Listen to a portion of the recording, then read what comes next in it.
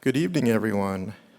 On behalf of the Chicago Public Library, I'd like to welcome you all to Pilsen Days, a conversation between photographer Akito Tsuda and Deanna Solís, moderated by Deanna Ledezma. My name is Oscar Ayola, and I had the privilege of curating Akito's exhibition. Tonight's event is the final public event for Akito's visit to Chicago. We'll end tonight's program at 7 p.m., and at that point, we would like to invite you all to join us on the 9th floor for a viewing of Akito's exhibition. When you exit the auditorium, there will be an elevator available on your right. Do you want to make your announcement? Hello, everyone. Thank you so much for being here. Just making a quick announcement that my name is Zara Espinoza. My pronouns are they, them, eye, or she, her, ella. And I am the Vice President of the JET Alumni Association of Chicago, or JET-A Chicago. We are the Alumni Association for the JET program, which stands for the Japan Exchange and Teaching Program. We are really honored to be here tonight because our organization has hosted Akito before for his first ever webinar, and we really hope to continue to promote his work. Akito is the best example that I have met here locally of grassroots cultural exchange, which is what the JET program is all about. We are the longest running international program since 1987, and we work with 50 different countries to help connect and spread cultural exchange between them and Japan. If you're interested in finding more, feel free to find me. And also my fellow JET alumni, Ed Clemens, who has been here and here throughout the week of Akito's Day with the public events, supporting with Japanese and English language support. As someone who is a Mexican-Japanese person, this means a lot to me to see both of my cultures be here to create and collaborate together. So thank you.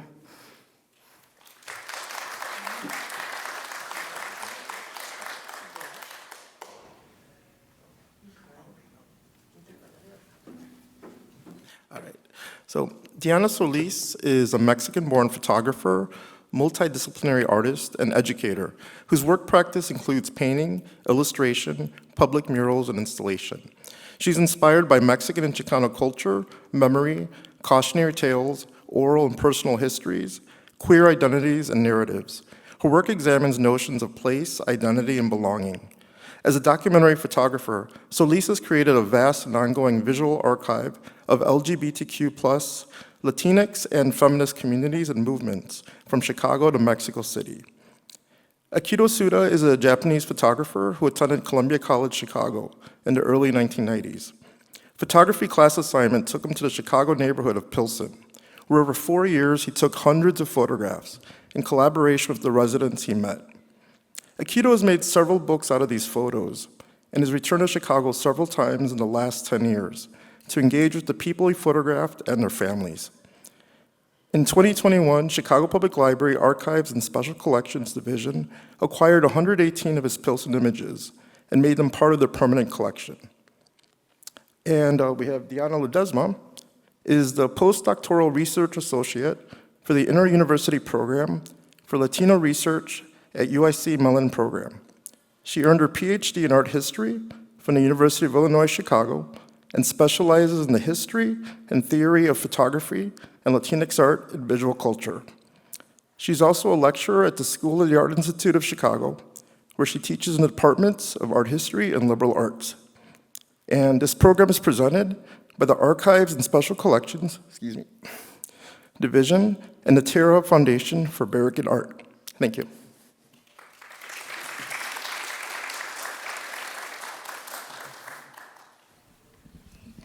Thank you all for joining us this evening, and it's also nice to see some people who have been in attendance at some of Akito's other events, including the walking tours, the conversation at the Lozano Branch Library yesterday, and our opening on Saturday. I just want to begin by saying that it's a tremendous honor to be in conversation with Akito and Deanna today. in large part because I've had the opportunity to talk with them about their practices. As Oscar mentioned, I'm also an art historian, and so even before I really started working with Akito on the Pilsen Days exhibition catalog, I had been writing about them, and I have a chapter in which I really think about the parallels between their work. And so to get us started, I wanted to talk about some of those parallels and also kind of situate how their archives have emerged recently and really through the upholding by communities who are interested in those works. So I want to take you through a few images, and then we'll get started with the questions.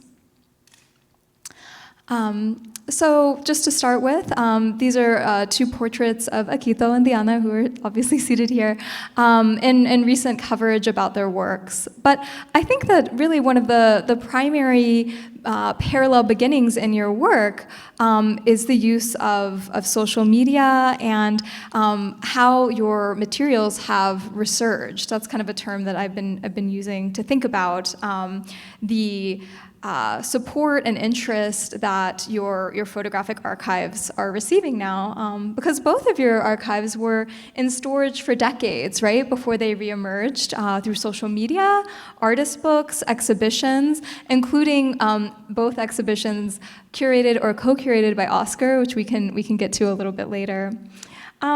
But yeah, I'd like to hear more from both of you about your process of recirculating your photographs and what that experience has been like for each of you. And to give you a little more sense of the chronology, Akito started showing his photographs around 2014 on Facebook, on Pilsen community pages. And for Deanna, that happened around 2017. Deanna, would you like to start? Is it on? Yeah. Sure. Well, my work, as she said, as Deanna said, my work was in storage for close to 20 years. I actually did not think of doing photography all that time because I was working in painting and illustration. But where I had my work stored, it was like trial by fire. Where I had my work stored, the person said, "You have to come quick and get everything out. My brother's cleaning out the basement." So I had to move quickly, and a very good friend and mutual friend of Deanna and I, Nicole Marroquin, said, "Oh my God, I had no idea you did all this. Let's go save those archives." And because of her, we were able to get them out and store them, and she began to look at them and the work, and she had really not a good idea of what I had done. I had been working as a photographer since 1976. So I thought about it and said, yeah, we should, look at them and see what's going on with them. A few years later, during the pandemic, I returned to photography. And what I began to do was to actually post some of the work as I was going through them. And I wanted to let people know that I had done this and also do photography. Many people did not have an idea because they were used to seeing me as a painter and illustrator. And others were happy that I had returned to it. And that's how it happened with me. And Akito, what were your archives doing before you started to bring them back into circulation via social media? Well, my story, it's a little complicated. But so let me start speaking about how it's back to the time when I photographed the people.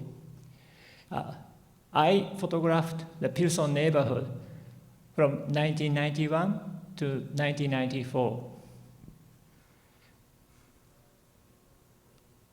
I don't know how many of you are familiar with my work, but maybe you can see some of the smile face, intimate atmosphere, enjoyment. But when I was taking pictures, I probably enjoyed the moment when I was taking a picture. But what I recall is more struggling. Because I couldn't think about the people in the pictures. More, I was thinking about myself. I was a college student, very self-conscious. I want to be somebody, taking pictures. I want to take good pictures. The good pictures that make myself look good. So also I enjoyed each moment. During those 4 years, of course I had a good time. But when I left the United States in 1994, I have a lot of mixed feeling because I couldn't completely show this body of work, especially for the people in the photograph. But my visa expired. I could not get a job in here. So I have to left. So I'm not a good technology person, but I started hearing about those technology, internet, maybe like 2010, 2012. So I thought I might have a chance to send back this photograph with the people in the photo. So I give the chance to the Facebook to start showing the pictures. You showed them on Facebook, right? Because that's Yeah. how we met. On Facebook. Mhm. Yeah, on Facebook and then on Instagram. And then in both cases for you, just to give everyone a sense of sort of how things moved after that, people start responding, right, to the photographs that you're posting. And then curators and community members really work to give you spaces in which you can exhibit those. So if we go forward a couple of slides. Just a second. Oh yeah, go ahead. Yeah. So I'll go. This is. Oh yeah, okay. If we go forward a couple of slides, I just wanted to give people a sense of how these things have been circulating, right? So on the left, we have a photograph that shows the kind of like contact sheets, right, that you were printing so that people could look at these things without necessarily having like individually framed things. And then on the right, we have Deanna Solís Encuentros that was co-curated by Oscar Ariola and Nicole Mariquin, who we mentioned, at the Poetry Foundation, but also exhibited in interesting ways. So like things that are kind of not necessarily framed, but shown in more like object displays. And then just to show sort of one more photograph that I think is really powerful of two moments in which communities gathered to look at your work. So could you tell us a little bit about, Akito, could you tell us a little bit about the La Catrina Café exhibition and why that has been an important moment in the resurgence of your photographs? So I won't take too much time, but before I go to this story, Sure. there are some things that I would like to mention. Yes, go ahead. So, like when I started 2014, posting my photo, I was nervous because I couldn't say goodbye to most of the people I photographed. It was like over 20 years. But people, I have no contact with everybody, nobody. I have no contact. So I was hesitate, but I want to try. But it's a good surprise that people respond to me. Oh, this is me. This is my brother. This is my dad. Someone is already deceased, but still they say, thank you. I didn't expect to say here the thank you. What this feeling?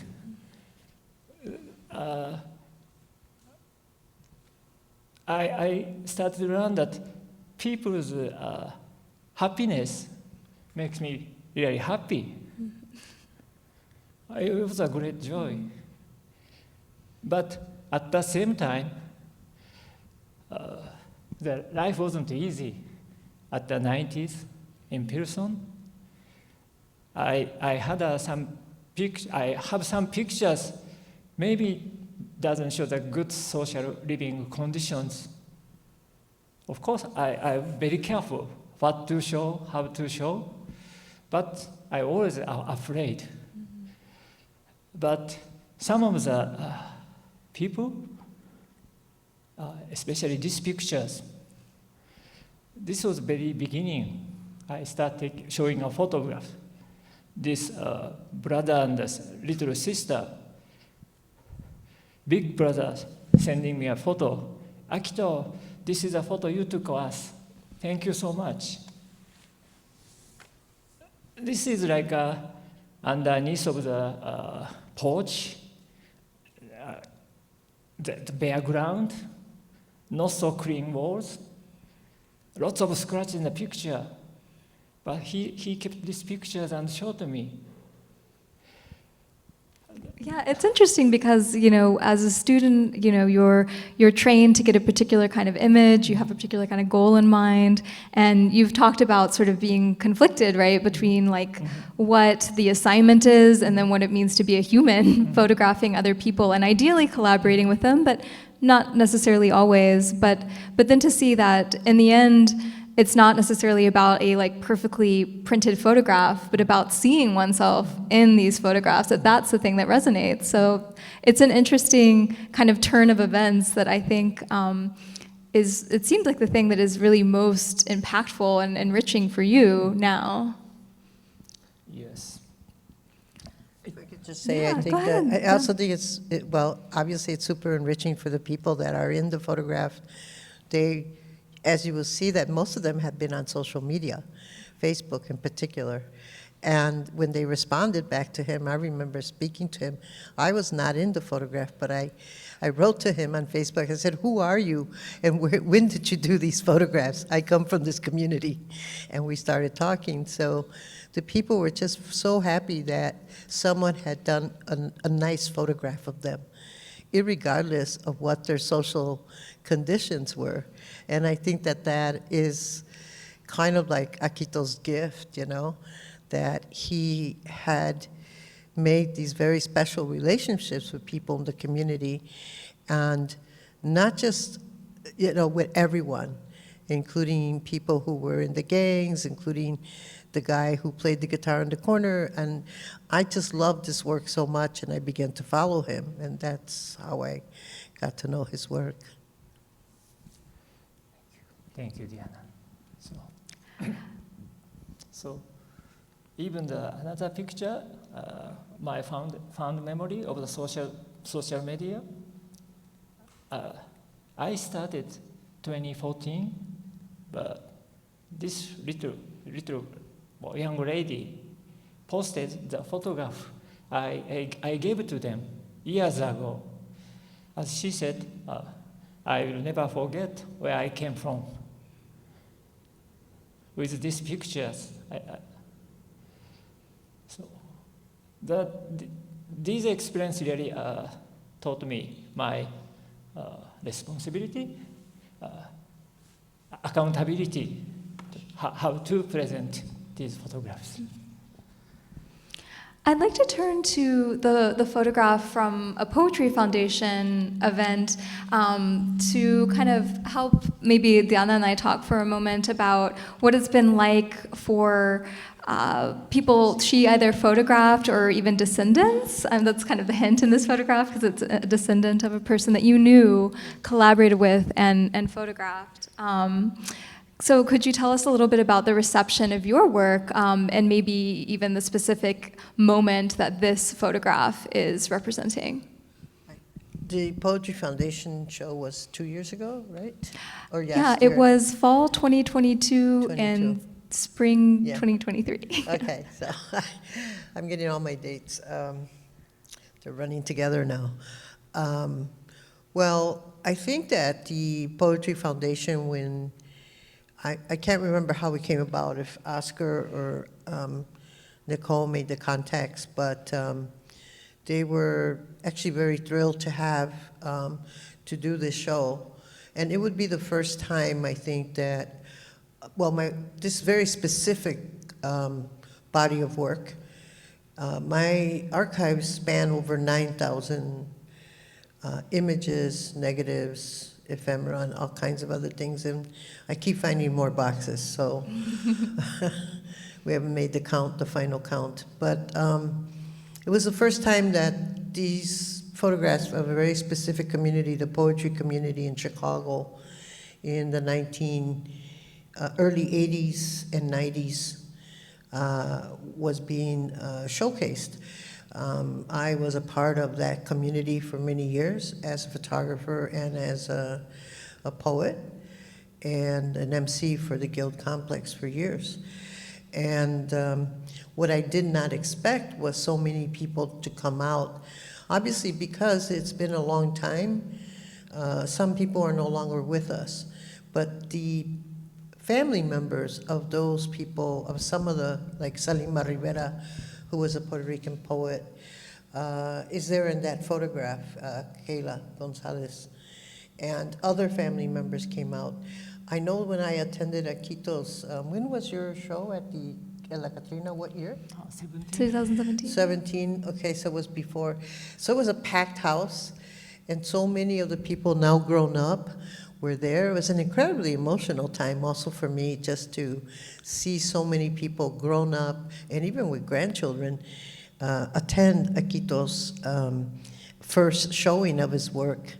And when we did the show at the Poetry Foundation, there were mostly the poets and others in the community who came, and it was also a very packed house. I was surprised to see how many people came out or remembered.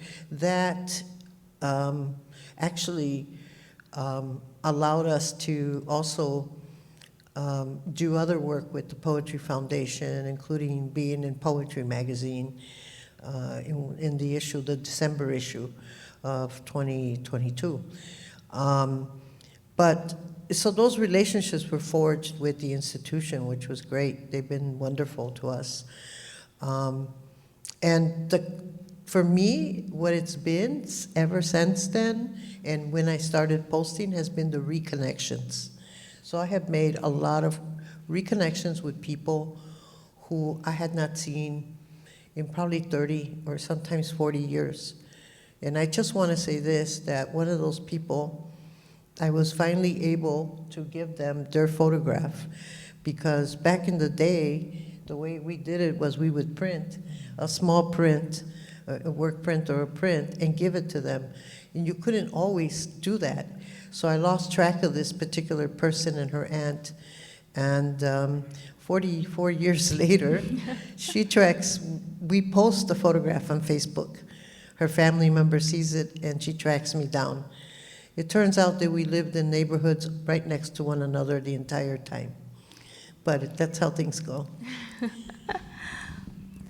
I'd like to also turn to another parallel in your work. I think we can see so many coming up already. Not only the timelines and the kind of reunions that your photographs are facilitating, but also the practice of walking. So one of the events that the library has scheduled for Akito's visit are 2 walking tours. So we had one on Thursday and one on Sunday. And I think that really speaks to the significance of walking as part of your photographic practice, but also, perhaps not as well known to this group, that walking was really how Deanna returned to making photographs during like the peak pandemic years, right? So 2020, walking around Pilsen. So I'm curious to know what walking has generated in your photographs, and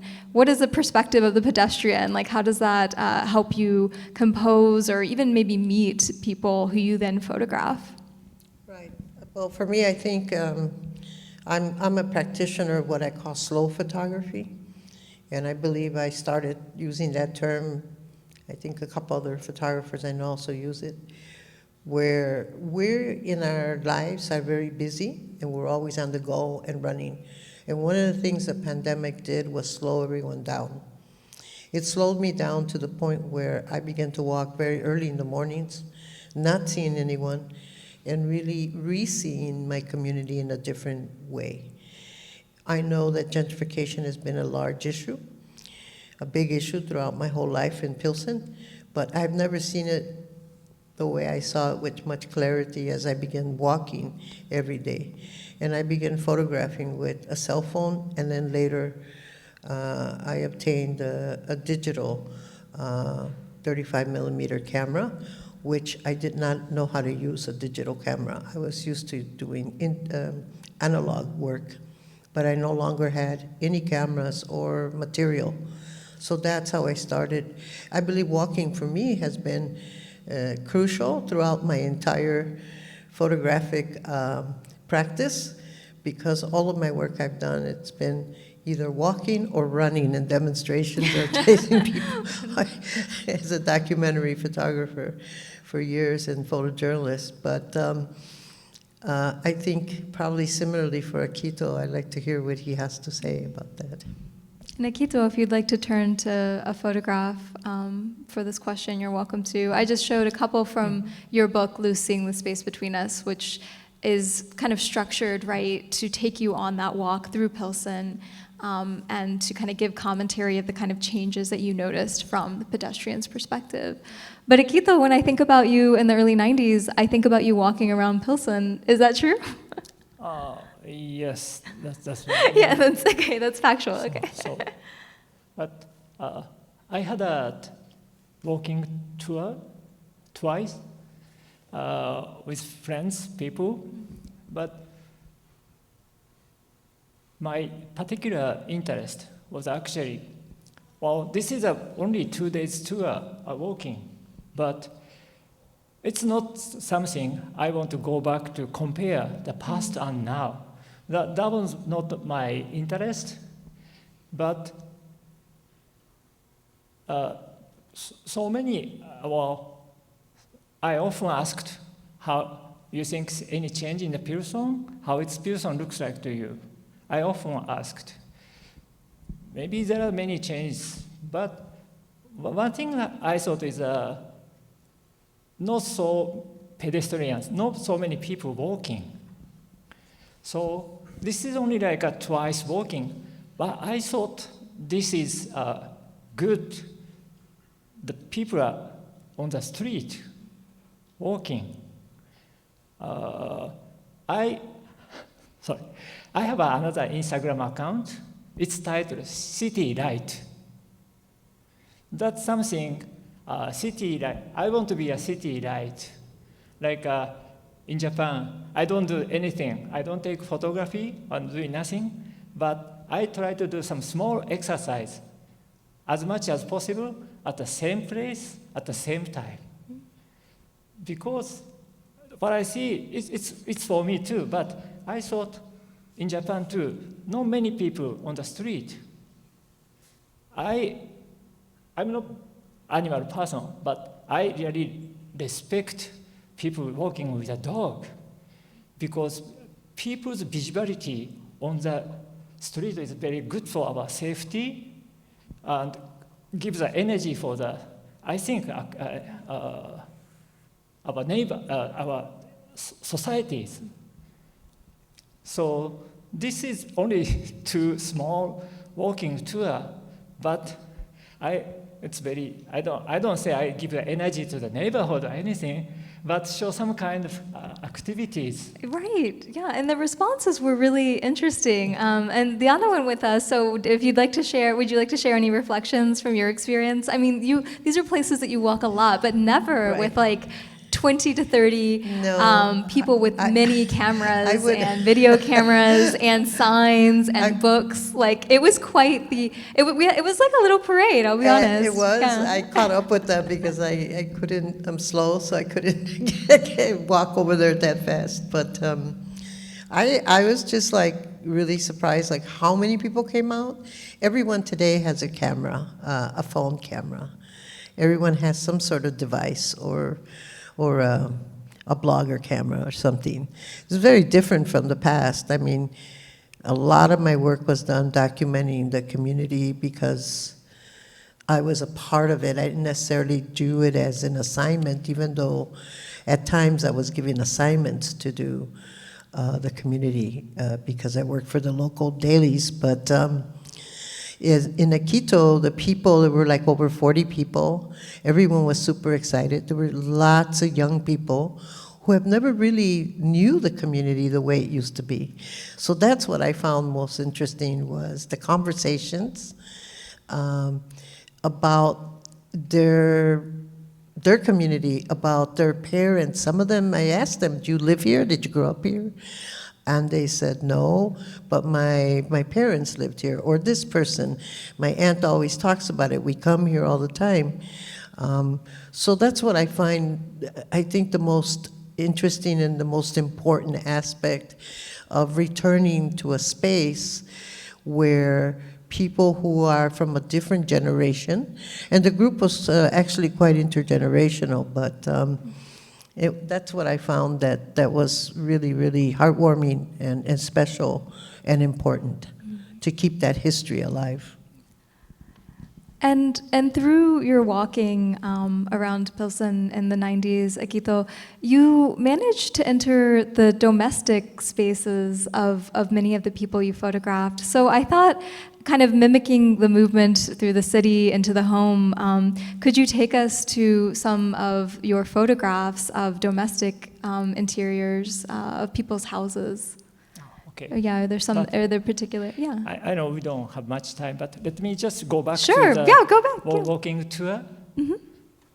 For the plan, we thought it's only like 10, 15 people to walk.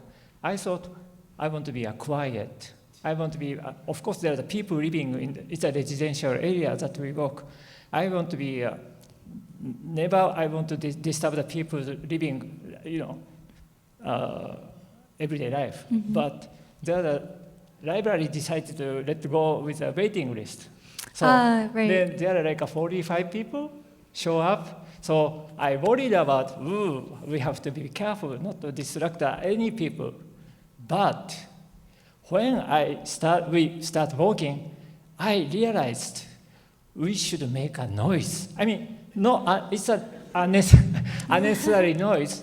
But what I thought, if we make a noise, people come out from the house.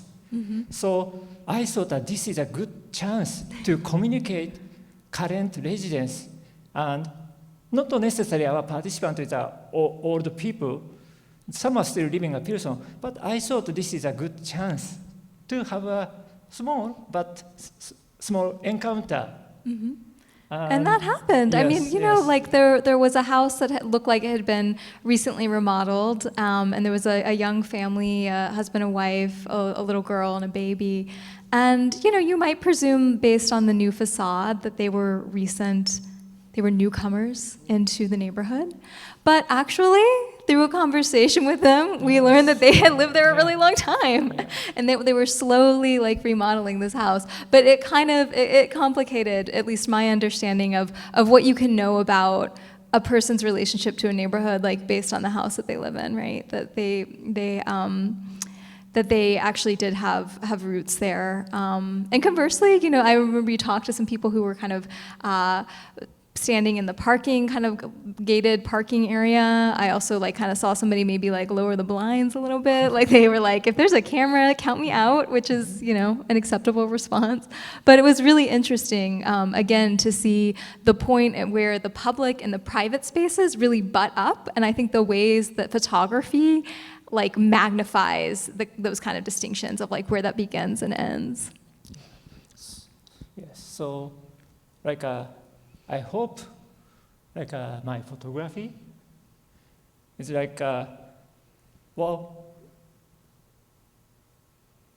common language or bridge that I don't like to say new people or older people, but something we have a common to speak. So that's what I thought this walking tour together also gives us opportunity to bring together. Yeah. Thank you. So would you like to select some images that were taken inside people's homes from your... I'm sorry, your question From your, again? yeah, go ahead. Yeah, if you want to, since you have your slides, do you want to select something that, for the question of intimate or intimacy that comes up quite a bit in your work. So, you know, when I was writing the introduction to the catalog, I was really trying to think about the language that people use, like that I've talked to, who I've met at La Catrina or have seen on Instagram or Facebook, and this word intimate came up a lot, and it came up last night even at the Lozano branch, and it's also a word that Deanna and I have talked about in relationship to your work. And so this is kind of a question. I want to hear a photographer's perspective of your work, Akito, which is, Deanna, could you say more about the intimate feelings that emerge when looking at Akito's photographs? How do you think he achieved this? This is always a big question. And Mario had his own account. I'm talking to you, Deanna, yeah. And Mario kind of gave his own answer last night, which I really appreciated, like the ways in which you were able to enter those spaces. But in a previous conversation between the two of us, Deanna, you have talked about how you've been really emotionally moved by Akito's pictures. So if we could go down that route for a moment. Well, I think a lot of the emotions I felt were seeing the places where people lived that I had recognized. I had friends who grew up in some of the buildings. I grew up there in the 60s, in the early 60s. And remembering these places and how the neighborhood used to be, it evoked a very strong emotion, a good one, albeit I'm a crybaby, so I cry at the drop of a hat for anything.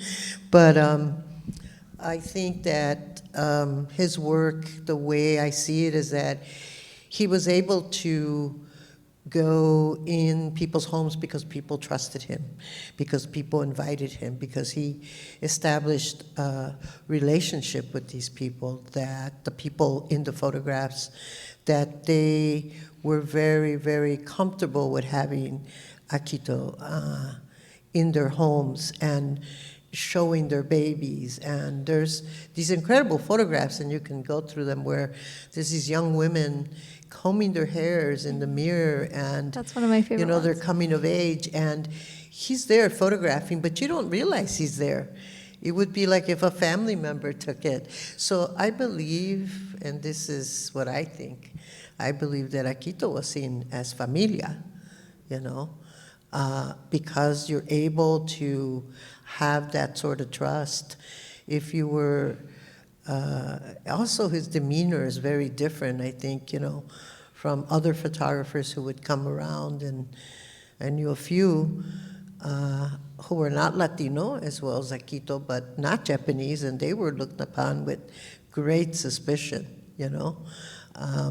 whereas Akito, because people right away, he was able, as he said, in broken English, they loved him. They saw him and they were, hey, have a beer, guy, join us on the corner, let's talk. And he met them, and his humanity, I think, is what is, he's interested in the humanity of the relationships and the environment, and that's what makes his work so, so powerful, to me. Thank you, dear. But reality is different. No. The what? Reality is different. The reality is different.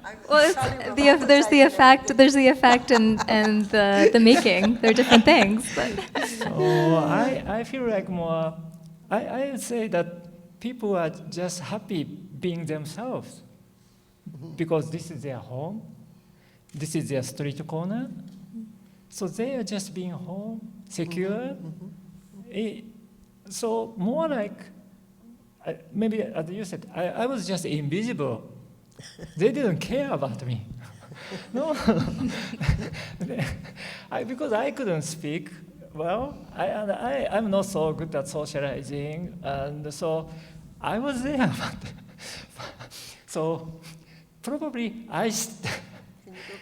Well, Yeah, let's see a story few next more. one, so, but, Okay. But probably I thought they forgot I was there. Maybe I hate to say use the tactics, but maybe I went to home, like hiding. then they forgot about me. That's what I think. I don't know. You know, because but they're meeting. There are some where you're like hanging out with the guys in the Yeah. corner. That's not Yeah. forgetting about you. I don't Yeah, remember. and you're meeting their gaze, and like children are like sometimes they're kind of hamming it up for you, like they're really into it. So you can, I mean, you can tell that there is another person there. But I think what surprises people is that it's not necessarily a close friend or a family member, right? No. But thank you. I remember one thing. Yesterday we have a talk event, and they ask kind of similar questions, but I answer, well, how do you take these intimacy photographs? Well, I don't know, because my face is behind the camera, so they can see me. So it's not me that make them laugh. But now I remember, I think differently. For the kids, this was like hide and seek. No? Maybe they are so fun that my face is, his face was like this, but camera, my face is hidden. Maybe that, no? Don't you think so? No. Boy, the little boy, see?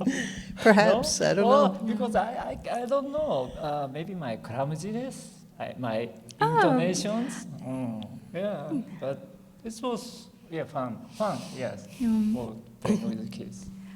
Yeah. Do you want to show us another photo related to that, and then I think I'll have time for probably one more question between the two of us, and then we'll have to open it up for Q&A. So, regarding about intimacy, it's not between me and the subject, but for example, this picture, intimacy at home. Mm-hmm. This home doesn't have a hot shower for Chicago. But still, this is mother, beautifully decorated.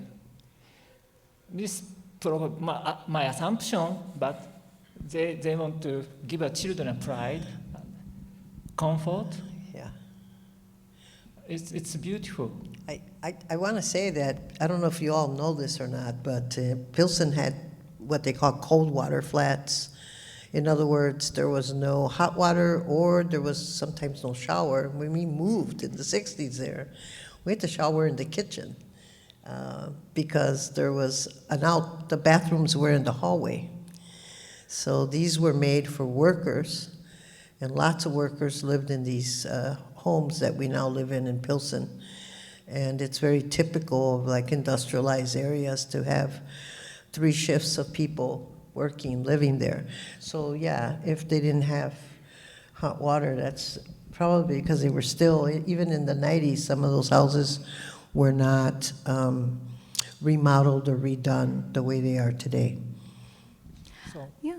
I think for our final question between the two of us, Before Go ahead, that, can I speak about story about this picture? Mm-hmm. So, but I didn't know that they didn't have a heater at that time. But the later year, we became friends, and her sister, with big laugh, she was trying to make me happy too. But her sister told me, Akito, let me tell you the Pilsen story. Something special about Pilsen. Pilsen is the only place on the earth that decorate on the heater. Because it's not working. She was smiling, laughing, and I thought the way she tried to make me feel good. I was so. I see a lot of young faces. I wonder how many of us my age grew up there. We used to have it as a side table. Gosh, so I guess for maybe our final discussion question again before we open it up for the audience, is the theme of family and kinship more expansively. I think that that is a major through line in both of your works. And I would say in Deanna's case, that is also thinking about queer kinships and chosen families. And with Akito, actually, although initially you might presume it's about mother, daughter, parents, children, there also are more, again, expansive ways to think about kinship and families in your work. So, Deanna, would you like to start how these ideas and these notions of family and kinship have manifested in your work? Well, I think that in my work, I think similarly to Akito's, I don't have a lot of photographs tonight, but similarly, a lot of the work I've done within the community with friends and family, especially in the Mother and Daughter Project. That project was all about the relationship between an intergenerational relationship. And one of the reasons I did this project is not only because I got a fellowship, received a fellowship from the University of Illinois Graduate College, but because of the issues I had with my mom as a teenager growing up. And I thought a lot about young women and their moms who were at odds, and us coming from Mexico and the kids wanting to be different, or the parents wanting their kids to be more American. It caused a lot of chaos in families. And I kept thinking of I worked for a organization, Latina Women in Action, Latin Women in Action, Acción, Mujeres Latinas en Acción.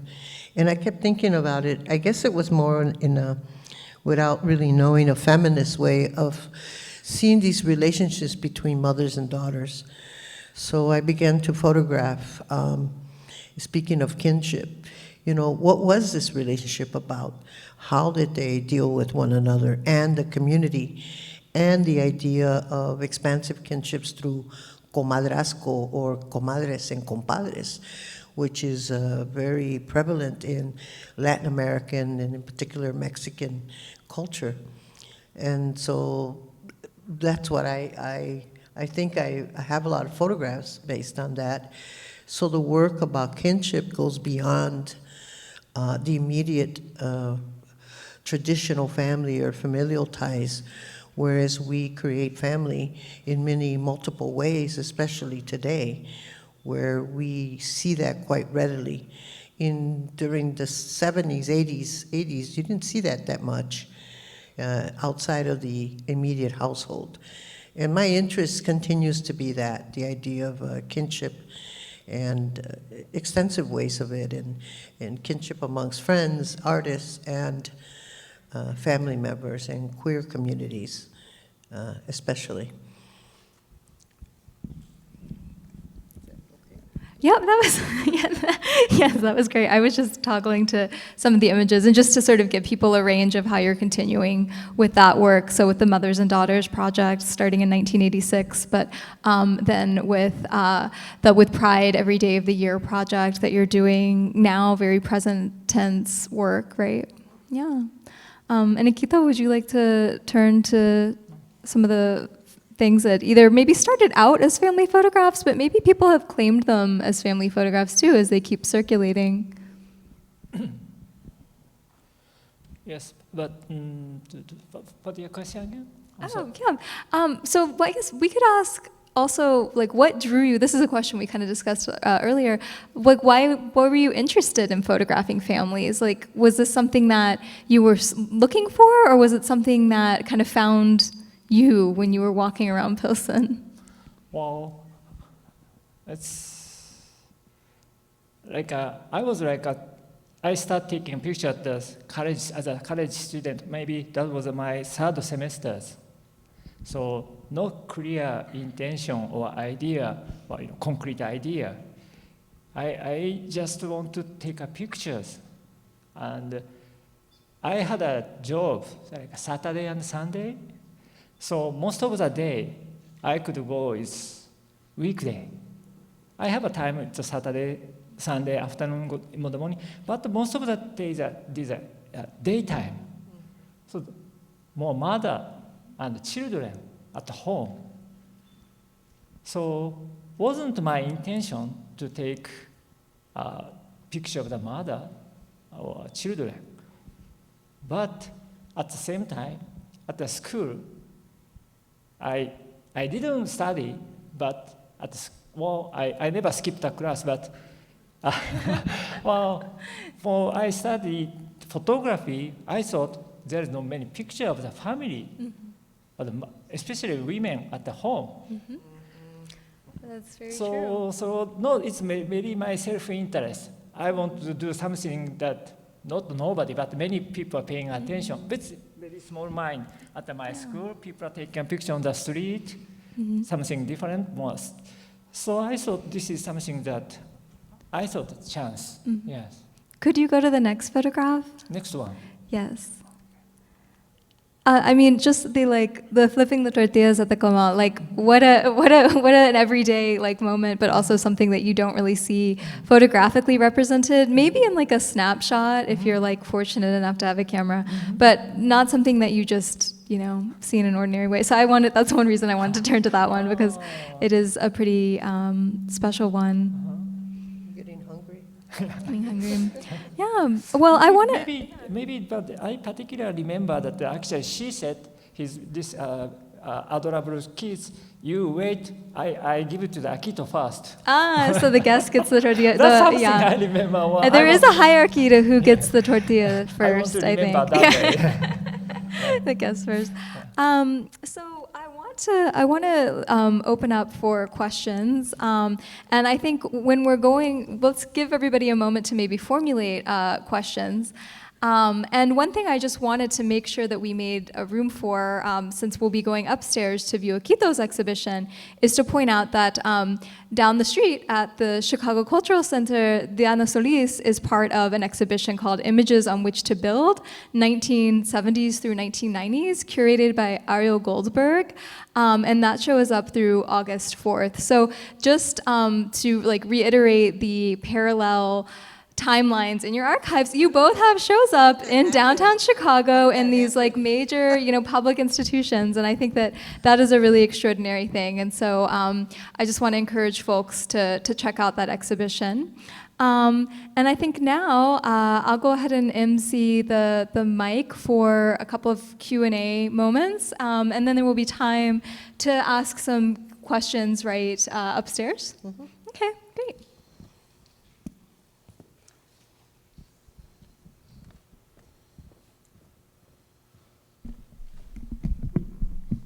How you doing? Okay? You okay? You nervous? A little bit, right? You do good. Cool. Yeah, I will bring the mic over. Okay. Maybe we can meet halfway because these are some lengthy aisles.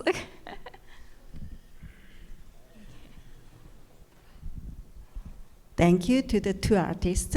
So I have a question to Akito. How did you end up Pilsen instead of Korean town, Japanese town, or Chinatown? Well,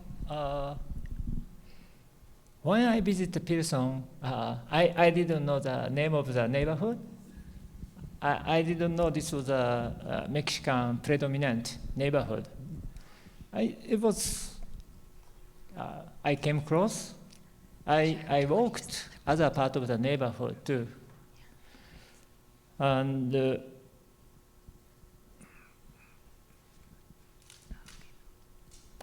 when back to my school days, how do I say? If you have a camera and take a picture of somebody, I told myself that I need to challenge, try to overcome my weakness, which is I'm a chicken man. I'm scary people. I'm afraid of the people. Yes, I am very much, I've changed the behavior depending on the people. But I want to change, I'm still haven't changed, but younger me, I want to try.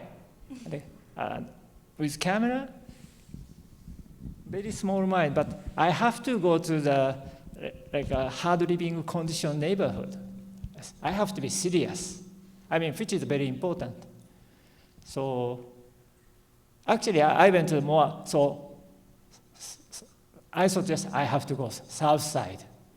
That's very stereotype thinking, but somehow I thought I have to go to the south side.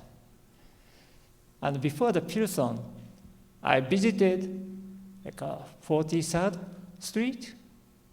Well, also I went to the father's house, Woodlawn neighborhood, like close to the University of Chicago, but it's kind of Woodlawn. Yeah. So people are really nice. 43rd Street, Woodlawn. I went to the boxing gym. People are really nice. You can take any pictures. People on the street, no problem. Just let me take pictures. But if I take a pictures, I want to be responsible to not you. I shouldn't choose where to walk. If I go to the neighborhood, I felt I have to go to the small alleyway or anywhere.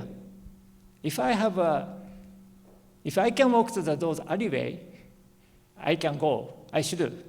Maybe I have a, but those 43rd Woodlawn would be scary. Well, I mean, if there are people, I think I could walk, but it's like more deserted. So I thought, this is not, I know taking a picture itself is a very selfish reason, and doesn't mean if you walk alleyway, it doesn't erase your selfishness or your self-motivations, but at least I thought I shouldn't do that. Then I met Pilsen. Lots of people, active, all over the place. So even though at the time Pilsen has some degree of the program, but I thought more comfortable walking the small street. So that's how and people are nice to me, so that's how but it was just happened in the beginning. Sorry, thank you. We have time for another question. Great.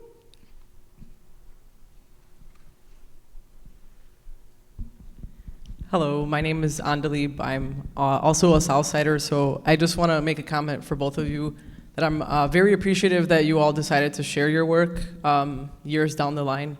And I've seen, I think one of my, so I'm a photographer too, but I think one of the first Chicago artists that really drew my attention was, I'm not sure if you all are familiar, but I think his name was Bob Rehak. He shot Uptown in the 70s and 80s, and similar style, was very documentary, like people in front of their homes. And I remember thinking, I wish someone had exact same styles of photos, but for the South Side. So I'm really glad that you guys decided to share your photos online and it gained this much attention.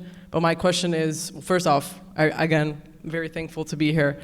But what drew you all to specifically decide to share your photos years down the line? Was there ever a particular moment where, you know, after you said 20 or 30 years that you've had these photos sitting in storage, was there a particular moment where you thought to yourself, hey, the world needs to see these photos, I'm gonna, you know, take a chance and see their reactions? Well, I think for me what happened was I was really egged on by friends to share these photographs. I think when Nicole and others began to, and Oscar, they began to see this work, they were like, Deanna, why do you have them put away? I'm like, well, I mean, I didn't have room in my one-bedroom apartment to store everything, and now they're actually stored there, but in a special room I made for them. But I think I said, why not? You know, why not share? I'm really proud of what I've accomplished in photography, but since I had been focusing on another practice, I wasn't too keen on it at first. And I think, you know, that's what happened. I just slowly began to show some vintage work, and I think that's what happened exactly. For me? Yeah. Oh, so I was surprised how much the acceptance from the people gives me not confidence, but gives you a more relaxing and feel comfortable with myself. So showing more pictures, more get responses. I'm very happy if people say so, but that also gives me more relaxed, and also gives me an opportunity to think. I want to be the one to say same thing, like those people who gave me a feedback. I want to say something about those for other people. I want to listen. So I thought good about not just showing social media, but showing what I have gives me opportunity to learn new things, and gives me a good reminder for my everyday. So that's how I continued. Yeah.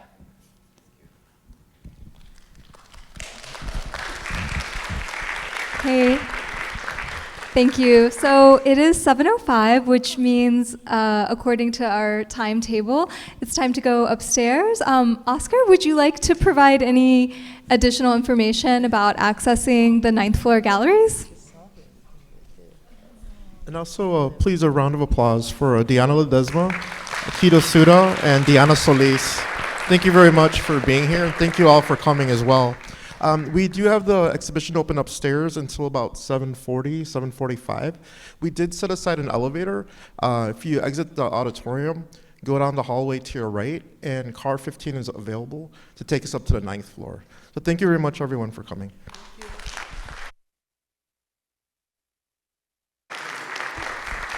Thank you, and feel welcome to ask any of us additional questions in the gallery space. We really appreciate your presence this evening.